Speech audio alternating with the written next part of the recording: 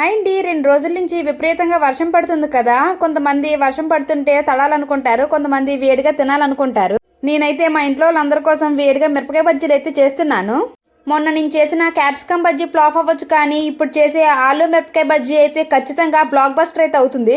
మిరపకాయ బజ్జీ ఎలా ఉన్నా తినేస్తాం, కానీ మా పిల్లలు లోపల మిర్చి కారం అంటారు. అందుకని లోపల స్టఫింగ్ అయితే నేను ఆలుతో చేస్తున్నాను. 2 బంగాళదుంపల్ని బాగా ఉడికించుకొని కొద్దిగా చిల్లీ పౌడర్, సాల్ట్, వాము వేసుకొని స్టఫింగ్ ని ఆపరేషన్ చేసిన మిర్చిలోనైతే పెట్టుకోవాలి. 1 కప్పు శనగపిండికి 2 స్పూన్ల బియ్యం పిండిని కూడా వేసుకొని చిల్లీ పౌడర్, సాల్ట్, వాము వేసి కలుపుకున్నాను. బజ్జీ మిరపకాయలు పొడుగ్గా ఉంటాయి కదా, బౌల్లోనైతే సరిగ్గా పిండి పట్టదని చెప్పి పొడుగ్గా ఉన్న గ్లాస్ లోనైతే వేసుకొని మిరపకాయ బజ్జీని ముంచుకోవాలి. డీప్ ఫ్రైకి సరిపడా ఆయిల్ వేసుకొని మిరపకాయ బజ్జీలను అయితే గోల్డెన్ కలర్ వచ్చే వరకు ఫ్రై చేసుకున్నాను. చివర్లో కొద్దిగా ఆనియన్స్, నిమ్మకాయ వేసుకుంటే టేస్ట్ అయితే అదిరిపోయింది. ఇంకో మంచి వీడియోతో కలుద్దాం. బాయ్.